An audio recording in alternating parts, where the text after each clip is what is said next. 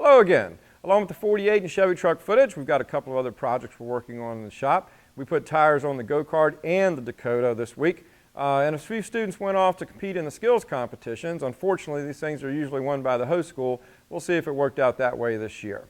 You'll see that I'm sitting on the 48 frame. Almost a year ago, I was sitting on the Jeep frame doing my intro.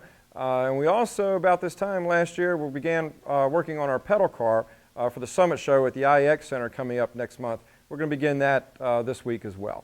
We hope you enjoy it. I'm rebuilding our rear wheel cylinders.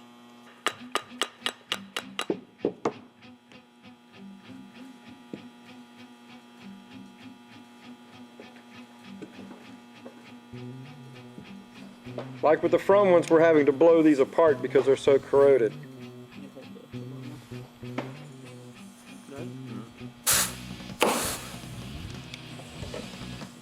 And just like before, we're using the C-clamp to keep them from blowing across the room.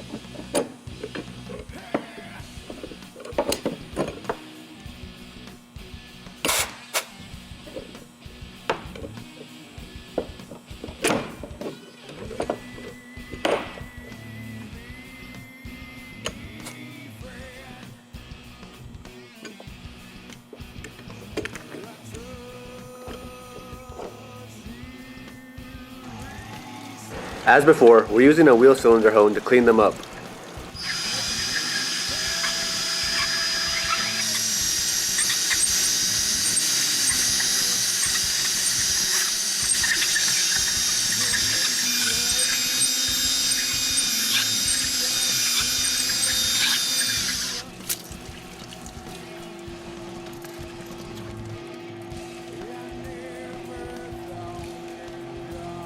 With everything clean and honed, we're putting the wheel cylinder back together.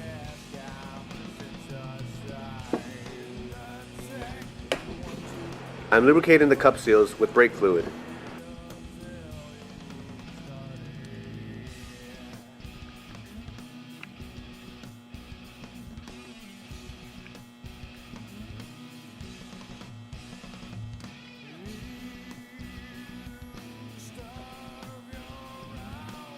Now, the pistons go in.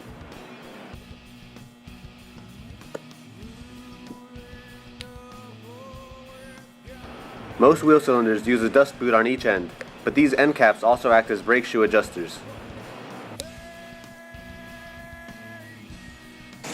We decided to sand and polish the lowering blocks. We started with 400 grit, then finished with 1500. Next, we used a polishing wheel to give them a mirror finish.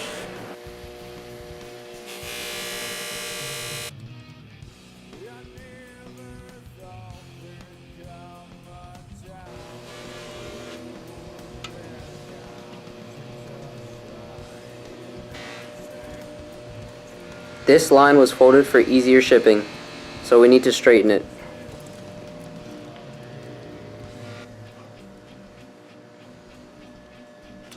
One of the lines wasn't quite made correctly, so we had to bend it a bit.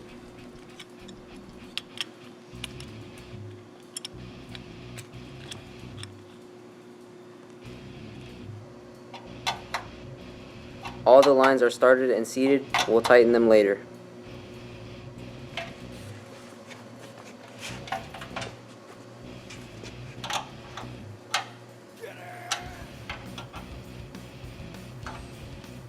The rear wheel cylinders are next. We tape them to hold them together until we're ready to mount the shoes. I'm adding bearing stake to our rear axle bearings before knocking them in place.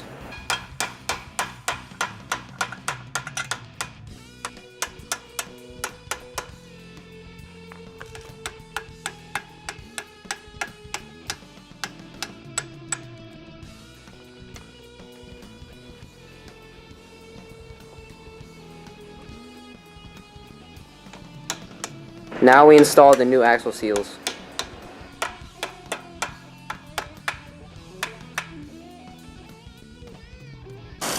I'm cutting the U-bolts to neat up the assembly. The tape allows me to keep them all the same length.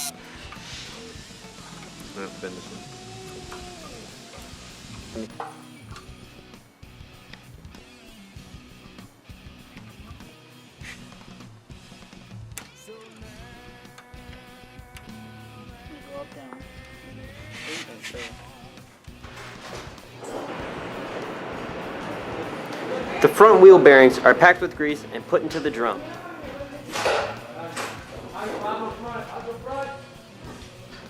The inner race goes in next, then the seal.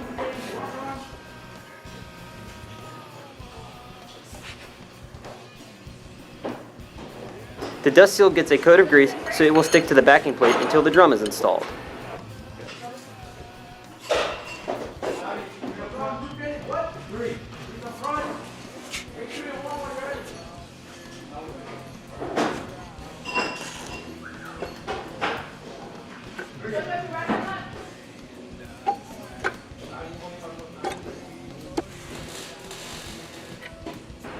With the outer bearing and race installed, the washer and castle nut go on.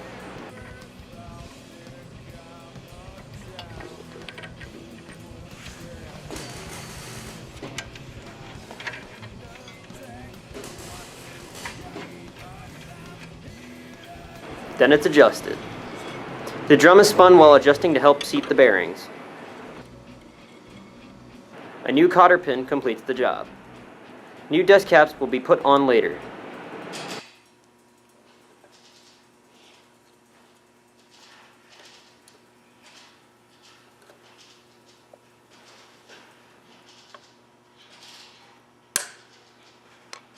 So in some past episodes, you might have seen the students putting in cotter pins, and then at the bottom I put in installed correctly.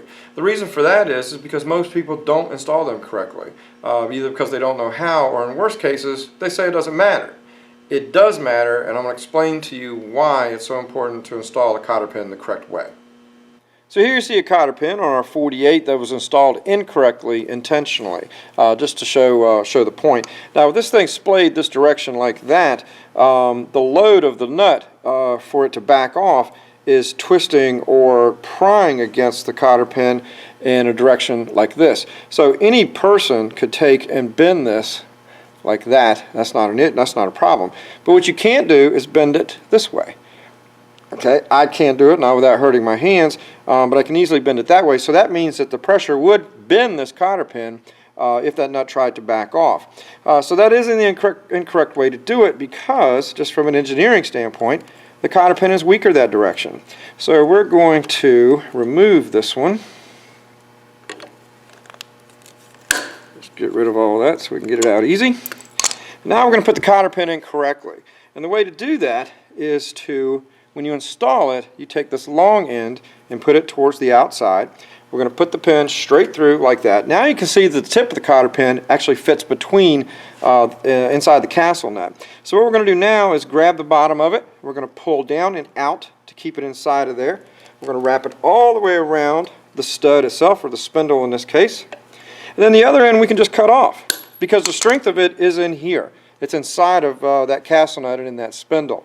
So that way the pressure's against how it's harder to bend, and that's what makes the cotter pin much stronger. So this is the correct way to install a cotter pin. The other way just makes it weaker.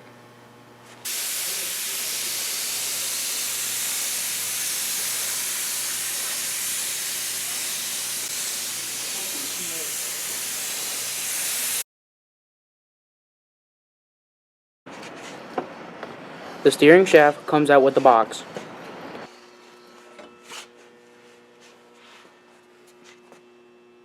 Next is disassembled to clean and inspect. Get above my hand now.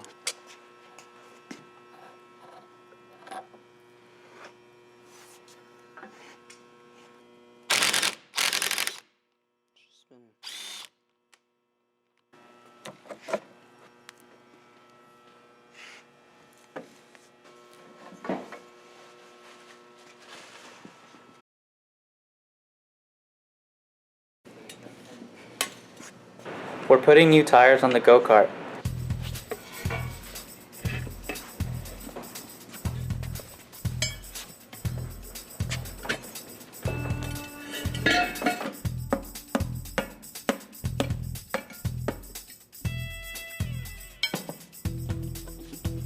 New valve stems as well.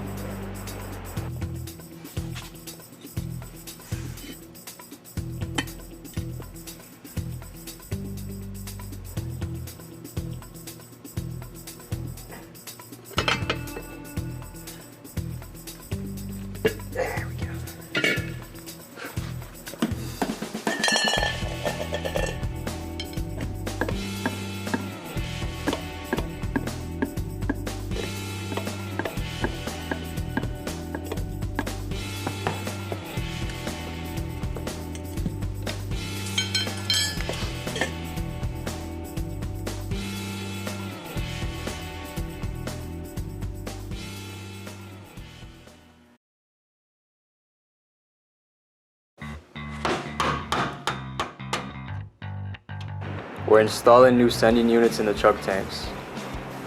It's important to clean the top of the tank before disassembly to keep dirt from falling into the tank.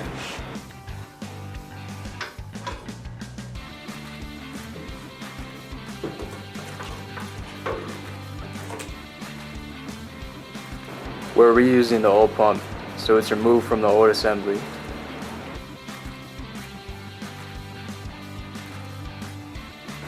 To install it, we put on the new hose with clamps.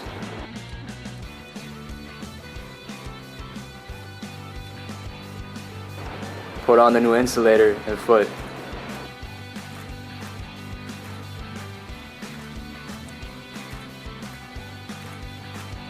And then put it into the new assembly.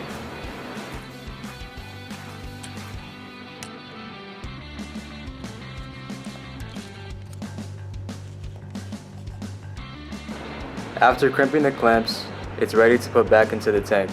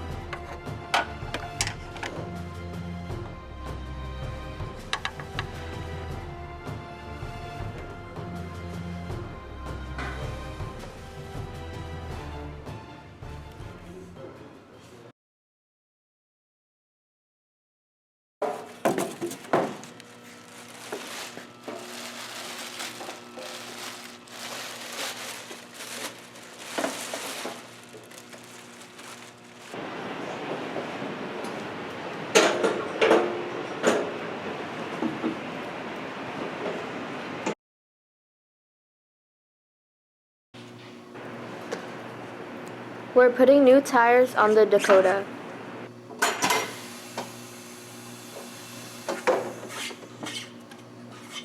It was purchased by the parents of a graduate from last year, Amanda Neff, who is currently in a post-secondary school in Pennsylvania for Automotive.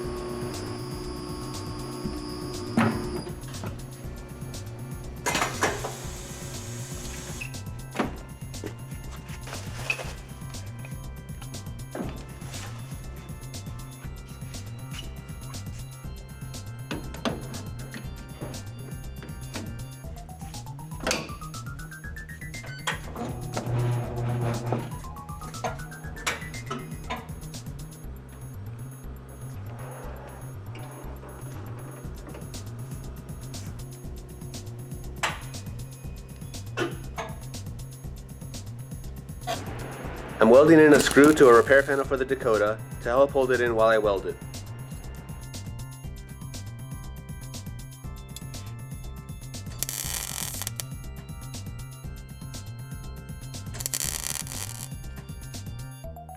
I'm cleaning it up a bit before finishing it off and painting it. The students are using pinch pliers to isolate which corner of the car the problem could be in. Go ahead. No, it's the same. It should be ready. I have it on, so if you guys just want to... Go ahead. Can I go? Go ahead. All right. They determine the problem to be in the right front wheel. Slides seem to be okay, so they'll pull the caliper to check the pistons. One of the pistons has more resistance than the other, so the caliper should be replaced.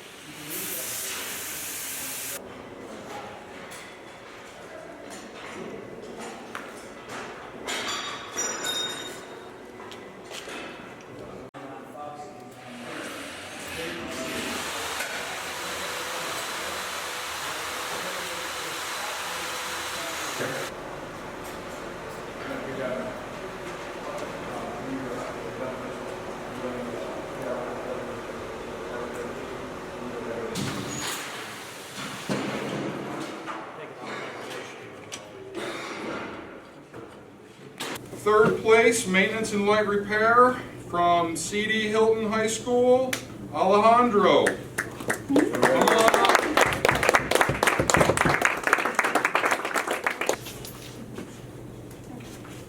Very good. CD Hylton High School, Braxton Tate.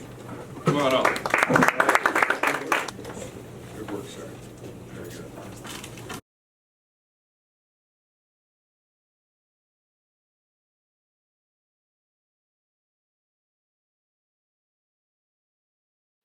Next time on Bulldog Builds, we'll see what's next for our 48 Chevy. Our Dodge Dakota should be done, and we'll see which direction our pedal car takes. See you next week.